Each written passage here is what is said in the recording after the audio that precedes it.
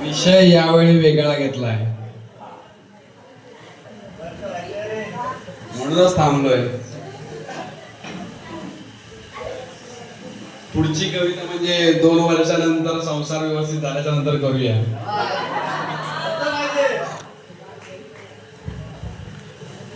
हे मी लिहिलेलं नाहीये, संकर्षण कराडे यांनी लिहिलेलं आहे. एक त्रासलेल्या आजोबांची व्यथा. ऐक तुला सांगतो म्हणाले असं झालंय. आम्हा सगळ्या कुटुंबियांचं एक एक मत वाया गेलंय. आता हा माझा नातूच बघ नुसता जीवाला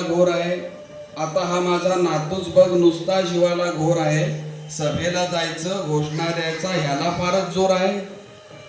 बरं एवढं करूनही मतही दिलं तरी याचं भागलं नाही. पण ह्याच्या नेत्याचं इंजिन आजवर सत्तेत लागलं नाही.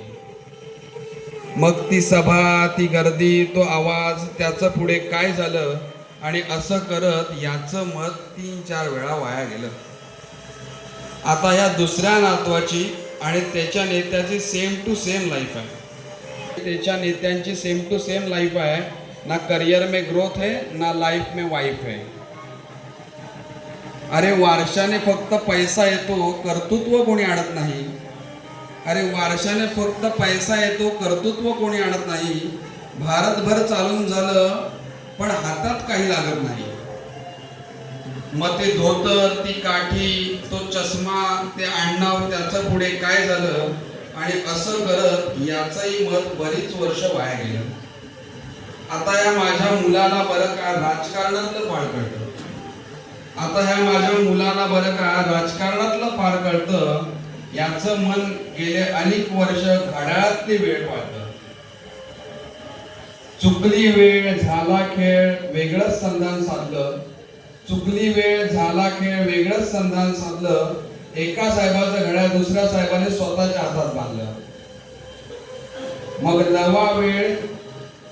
मग नवा साहेब घड्याळ तेच पुन्हा वेळ पाळू का की जुन्या साहेबासोबत राहून तुतारीतून आवाज काढू का. मग ते वय, तो अनुभव, ती निष्ठा, याचं पुढे काय झालं आणि असं करत याचंही मत बरेच वर्ष वाया गेलं. आता ही सून माझी तशी धाडसी म्हणायची. जरा कोणी नडलं की घरातला बाण काढायची.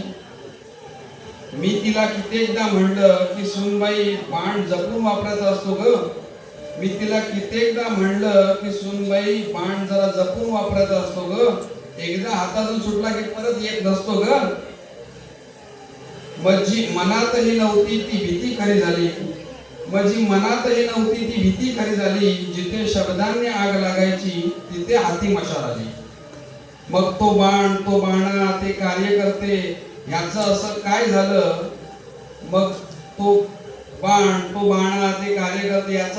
झालं.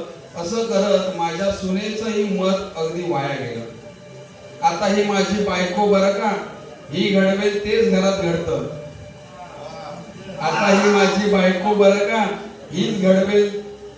घडतं. नाव हिचं लक्ष्मी, हिला कमळ फार आवडतं.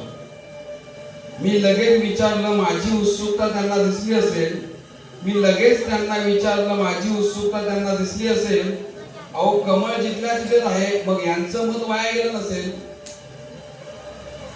ती दुःखात नाहीये तशी पण जरा मनात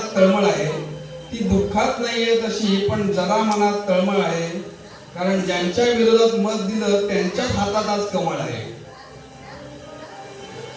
अहो मग ते विरोधक, हे सत्ताधारी, यांच्यात असं काय झालं. पण असं करत या माझ्या बायकोचं मत देखील वाया गेलं. त्यामुळे पुढाऱ्यांना तुम्ही कितीही पक्ष बदलून म्हणलात हाच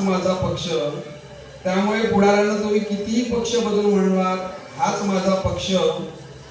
एक गोष्ट लक्षात ठेवा, आमचं आहे तुमच्याकडे लक्ष. त्यामुळे इथून पुढे तरी दिलेल्या मताची जरा किंमत ठेवा आणि मतदारांना मतदान करा आणि लोकशाही जिवंत ठेवा. थँक्यू.